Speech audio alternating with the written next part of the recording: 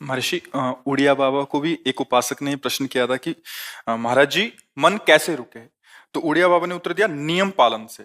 यदि हम नियम पर दृढ़ रहें तो मन हमारा क्या कर सकता है? नियम तो परमात्मा देखता है। हम लोग नियम पर दृढ़ नहीं रहते, इसी से हमारे देश की दुर्दशा है। संध्या वंदन तक का नियम जाता रहा है। भजन करने के लिए नियम की बड़ी आवश्यकता। हाँ, बड़े नियम की आवश्यकता है। तो जैसे प्रातः काल से सायंकाल तक की हर व्यक्ति की अपनी एक दिनचर्या होनी चाहिए। ऐसा नहीं कि आज हम 4 बजे उठे, कल 7 बजे उठे, पर फिर मन को आप कंट्रोल नहीं कर पाएंगे। मन के लिए एक दिनचर्या होनी चाहिए कि हमको 10 बजे सोना है, 4 बजे उठ जाना है। तो फिर 4 से 4:15 नहीं होना चाहिए, 4 बजे उठ जाना, ऐसा नियम बना ले। और उठ करके हमको थोड़ी देर नाम जप करना है, थोड़ी देर हमें वाणी जी का गायन करना है, थोड़ी देर हमें ध्यान, एक अपनी दिनचर्या। फिर हम अपने संसार के कार्य के नियम, जो संसार के कार्य हैं, उनको भी करते हुए भगवान को समर्पित करें। जैसे जो पद में है, जो आपको राष्ट्र सेवा मिली है, जो आपको समाज सेवा के पद मिले हैं, या आपको जो घर की सेवा के कार्य मिले हैं, उनमें बहुत धर्म पूर्वक आचरण होना चाहिए। अगर आप अधर्म आचरण करते हैं, अपने पद का दुरुपयोग करते हैं, तो आप सुबह जग करके थोड़ा माला चला लीजिए, फिर भी आपका कल्याण नहीं होगा, क्योंकि आप अपने पद का, अपने सेवा का दुरुपयोग कर रहे हैं। जैसे हम जानते हैं कि अधर्म आचरण है, ये अधर्मी है, हमें पता है दोषी है, और वो हमको कुछ धन दे देता है, और हम उसको मुक्त करवाने की बात सोचते हैं, और जो निर्दोष है उसको फंसा देते हैं। अब तुम चाहे जितना माला चलाने की कोशिश करो या दान पुण्य करो, वो तुम्हारा अधर्म आचरण, वो अधर्म का धन तुम्हें सतमार्ग में नहीं जाने देगा। नियम लेना चाहिए कि जिस पद में है, जिस धर्म में है, जिस कर्तव्य में है, चाहे कुछ भी हो जाए, हम अपने कर्तव्य से विमुख नहीं होंगे। जितना जप महान है, उतने कर्तव्य महान है। दोनों बातें समझना है।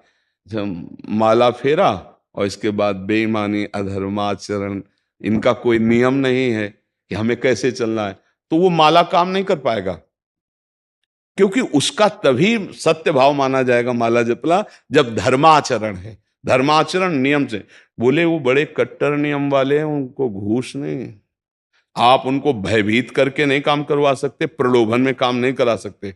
ये हमारी गृहस्थी है ना, तो गृहस्थी के पालन के लिए धन चाहिए, और धन के लिए हम धर्म को आगे रखें, धन को नहीं। धर्म को, हमारा कर्तव्य क्या, प्रायः जैसे पूज्य बाबा ने कहा, आज हमारे देश में बहुत दुर्दशा हो रही है। दुर्दशा हो रही, क्यों? क्योंकि सब अपनी जगह से गलत हो रहे हैं। अगर अपनी जगह हम ठीक रहे तो हमारी दुर्दशा नहीं होगी, हमारा भजन कम होगा, लेकिन हम धर्म से चल रहे हैं तो हम विजयी होंगे। हम भगवान को प्रसन्न कर सकते हैं, क्योंकि हमें जो कार्य मिला है वो भगवान का ही कार्य, सृष्टि भगवान का कार्य।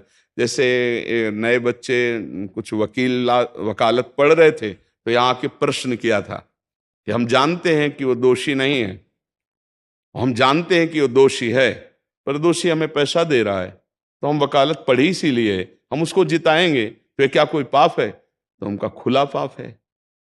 बोले नहीं, हमारी कोई ऐसा कंपनी दो, ऐसा कुछ बोले कि हमारी कंपनी को ये सिखाया जाता है, तो हमको तो ये करना ही होगा, अगर नहीं करेंगे तो हमारी वकालत का मतलब क्या रहा? तो नहीं, वकालत का मतलब अधर्मी को मुक्त करवाना नहीं है।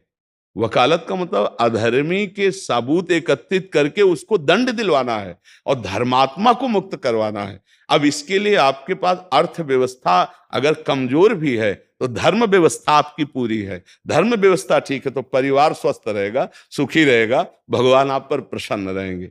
अच्छा, फिर हमने तर्क रखा कि जैसे आपकी बहन के साथ कोई गलत व्यवहार करे, आपको पता है, और वो आपको 10 लाख रुपया घूस दे, तो क्या आप उसका पक्ष लेंगे? नहीं। तो फिर दूसरी बहन के साथ किया है। अब यहां विचार करना है ना, अपने भाई का अगर कत्ल किए हो, मुझे पता हो कि ये दोषी है, तो क्या हम पैसे से उसको मुक्त करने देंगे? लगेगा कि जान की बाजी लगा देंगे, और तुम्हें हम, ऐसे ही एक गरीब आदमी की किसी ने हत्या की है, तो आपका पक्ष बनता है। पर यह ज्ञान कहां मिलेगा? बिना अध्यात्म के ज्ञान तो मिलेगा नहीं। ज्ञान तो इस बात का मिला कि कैसे पैसा कमाया जाए। अच्छा, वो पैसा यदि अधर्म से आया है तो आपकी दुर्दशा कर देगा, आपकी बुद्धि भ्रष्ट कर देगा। तो जो बाबा कह रहे हैं कि आज हमारे समाज की बड़ी दुर्दशा हो रही, उसका कारण यही है कि हमें अध्यात्म का ज्ञान नहीं, हमें धर्म का ज्ञान नहीं, और बड़ी बड़ी गलतियां हो जाती है। बिल्कुल पता है आदमी निर्दोष है और हम धन के प्रभाव से उसको दंड दे देते हैं। वो दंडा भगवान जब आपको पलट कर देंगे तो आप सह नहीं पाओगे, उसका परिणाम बहुत बुरा होता है। तो इसलिए समाज को चाहिए अपने अपने कर्तव्य का पालन करते हुए एक नियमावली बना ले। जैसे कुछ दुकानों का नियम होता है कि वहां फिक्स रेट होता है, नहीं होता? वहां ये नहीं चलेगा कि कसम से कहते हैं कि तुम्हें हम अपना जान करके कि 100 रुपया मीटर ये मिला है, हम बिल्कुल मुनाफा नहीं ले रहे। नहीं, झूठ क्यों बोल रहे हो? दुकान खोले हो मुनाफा के लिए, झूठ क्यों बोल रहे हो? नहीं लेंगे मुनाफा, हम जितने का लाए हैं उससे मुनाफा लेंगे, पर 120 रुपया मीटर देंगे, कपड़ा बढ़िया है, नाप फिट है, इससे नीचे नहीं उतरेंगे, हमें सफाई देने की जरूरत नहीं है कि हम कसम खाते हैं या ऐसा। जानते हो ये बिजली है, दुकान है, नौकर लगे हैं, तो इसका मुनाफा लेने के लिए दुकान खोलें, कोई दान करने के लिए तो नहीं। तो सबको पता है मुनाफा लेगा, लेकिन एक फिक्स दाम, उसे 10-20 रुपया का मुनाफा लेकर के हम उसको बेच रहे हैं। लेकिन झूठ क्यों बोले? बोले झूठ के बिना धंधा नहीं चलता। नहीं, ऐसा नहीं है। अब असत्य बोलोगे तो उससे जो आपको मुनाफा मिलेगा वो आपकी बुद्धि भ्रष्ट करेगा, और सत्य है कि मुनाफा के लिए है वही चीज, और आप एक फिक्स रेट में दे रहे, बढ़िया है। अब अगर आप कोई मिलावट करके भोजन सामग्री दे रहे हैं, आपको पता है, तो जो खाने वाले के हृदय में बैठे हुए भगवान हैं वो तुम्हारे जीवन में मिलावट कर देंगे, तुम्हारा जीवन महान दुखमय हो जाएगा। ये कहां समझा जाता है? एक आदमी सिंथेटिक दूध बना रहा है, उससे कहो ये अपने बच्चे को पिला, नहीं पिलाएगा। फिर ये दूसरे का बच्चा जब पिएगा तो उसकी हालत क्या होगी? दूसरे शरीर में जाएगा तो हालत क्या होगी? वो केवल धन की बुद्धि रख रहा है। एक आदमी घी में केमिकल मिला रहा है, एक ऐसे अभक्ष पदार्थ मिला है, वो स्वयं नहीं खाएगा, लेकिन वो होटलों में भेजा जाएगा, हजारों लाखों लोग खाएंगे, बीमारी बढ़ेगी, उसको रुपया से मतलब है। ये चीज, ये दुर्दशा हर जगह धर्म का ज्ञान न होने के कारण फैल रही, नहीं फैल रही। एक मरीज बीमार है, असली दवाओं में पैसे ज्यादा है, नकली दवा लेकर के असली के दाम में बेच देना, उसको बिल्कुल फायदा ना होना, लेकिन परमात्मा देख रहा है। तुम जानते हो नकली दवा है, वो तो नहीं जानता बेचारा, ज्यादा पढ़े लिखे नहीं, किसान आदमी गांव का आया है, तुमने दे दिया और उसने पैसा दिया असली के। अब वो पैसा तुम्हारी बुद्धि भ्रष्ट करेगा, तुम्हारे परिवार में कलह पैदा करेगा और तुम्हारा पतन कर देगा। ऐसे हर डिपार्टमेंट में, हर विषय में यदि हम अपने धर्म से चले, अपने सत्य से चले और थोड़ा भी भजन होगा, वो आपको उत्तम गति प्रदान करेगा। पर ऐसा कहां समझ में आ रहा? अध्यात्म के बिना भला ऐसा समझ में आएगा? तो इसीलिए कह रहे हैं हमारे देश की दुर्दशा हो रही। पूर्वजों में पहले यह था कि हमारा धर्म नहीं जाना चाहिए चाहे प्राण चले जाएं, हमारा चरित्र नहीं जाना चाहिए चाहे सर्वस्व नष्ट हो जाए।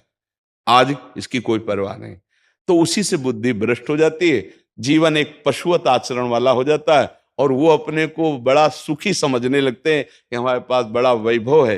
लेकिन प्यारे, उस दिन को याद करो जिस दिन तुम्हारा आखिरी समय होगा, ना तुम्हारा फार्म हाउस जाएगा, ना महल तुम्हारा जाएगा, ना बैंक बैलेंस जाएगा, ना कोई व्यक्ति, और ना ये शरीर। अब तुम्हारे कर्म तुमको भोगवाएंगे। उस समय की कौन याद करता है?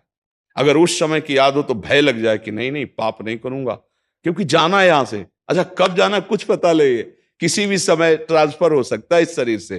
तो हमें लगता है कि महापुरुषों के जो वचन हैं कि हमें एक नियम से जीवन जीना चाहिए, धर्म पूर्वक जीवन जीना चाहिए, अपने कर्तव्य का पालन करना चाहिए। जो हमारे लिए कर्तव्य, आज प्रायः धन प्रधान बुद्धि होने के कारण कर्तव्य स्वाहा हो रहा है। एक विद्यालय में विद्यार्थी के लिए जो गुरु पद में बैठा है, उसका क्या कर्तव्य है?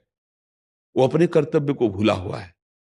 भला छोटे छोटे विद्यार्थियों को, जिनकी नींव पूरे राष्ट्र सेवा में, समाज सेवा में ये बन सकते हैं, अगर उनको हम सही शिक्षा नहीं दी तो उनका पूरा जीवन बर्बाद हो जाएगा। अगर उनको हम गलत सपोर्ट कर दिए तो उनका पूरा जीवन बर्बाद, क्योंकि नया जीवन है। और जगह जगह अपने अपने कर्तव्यों का यदि पालन किया जाए तो पूरा समाज सुखी हो जाए। लेकिन कर्तव्यहीनता आ रही, कोई अपने कर्तव्य को नहीं समझ रहा है। तो यही बात महापुरुष जनों को दुख लगता है कि अगर सब अपने कर्तव्य का पालन करें, धर्म का पालन करें, भगवान का नाम जप करें तो सब सुखी हो जाए। सुख सब चाहते हैं और आचरण दुख वाले करते हैं, इसीलिए सुख नहीं मिल रहा है, परिणाम में हमें दुख मिल रहा है।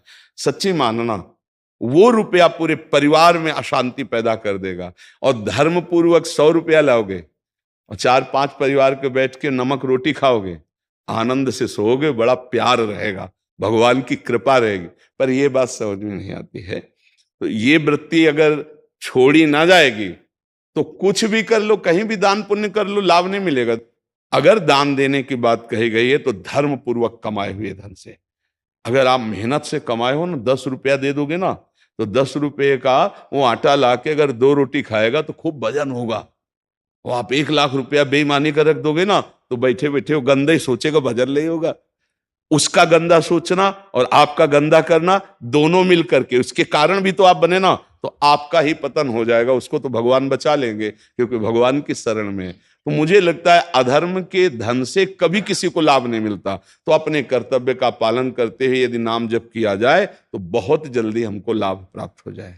बहुत सुंदर, मतलब ये चर्चा होती है, अगर आप लोग इसको धारण कर लें तो निहाल हो जाएंगे। सच्ची कह रहे, ये जो बातें हैं ये बहुत सुंदर जीवन को पुष्ट करने वाली हैं, पर आप धारण कर लें तो बात है। नहीं नहीं तो जैसे लाभ दिखाई दे रहा 50,000, तो ये बातें भूल जाओगे, ये बातें अच्छी नहीं लगेंगी। हे यार, बहुत बढ़िया काम घर में आएगा, पर हमारी ये बात ध्यान रखना, वो 50,000 घर में अशांति पैदा कर देगा। सच्ची मानना, आप धर्म से चलना, धर्म से चलोगे तो भगवान तुम्हारी रक्षा में रहेंगे। अधर्माचरण, देखो कैसी कैसी घटनाएं होती हैं। बढ़िया कार है, फिल्मी गाना लगाए चल रहे हैं, और वो एक्सीडेंट हुआ, आग लग गई, बाहर निकल ही नहीं पाए, वो अंदर ही जल गए। क्या हुआ? ये करोड़ों रुपए की कार भूंज दिया तुमको अंदर ही बैठाल के, धू धू करके आग लग गई, अंदर जल। ऐसे जलना चाहते हो या भगवान के आनंद में चिंतन करके शरीर छूटे हो फिर दाह संस्कार हो ऐसे कि सब लोग भगवान के नाम का कीर्तन करते ही जा रहे, फिर आपका अंतिम संस्कार वहां जीवित जल गए? क्या हो सकता है? एक एक पल तुम्हारे कर्म का हिसाब होगा, एक एक सेकंड का। ऐसे कर्म करो कि हमारा अच्छा हिसाब हो, बुरा हिसाब। ये मत समझो कोई देख नहीं रहा, वो देख रहा है जिसको हिसाब करना है, वो देख रहा है। उसके लिए कोई वकील या किसी सबूत की जरूरत नहीं होती, वो सर्वांतर्यामी आपके अंदर बैठे ही देख रहा है। तो सदैव जैसे सत्संग सुन रहे हैं, तो अगर हाथ जोड़ के प्रार्थना है, थोड़ी भी बात मान लोगे तो आप सच्चे सुख के मार्ग में चलने लगोगे। नहीं तो भाई बहुत गंदी हवा चल रही है, माया की बहुत गंदगी ऐसी फैल रही, कलिकाल है ना, कि ये बातें किसी को पसंद नहीं आती। वो बात बताओ कि हम कितना रुपया कमा ले, कैसे कितने भोग भोग ले, और वो अध्यात्म में नहीं है।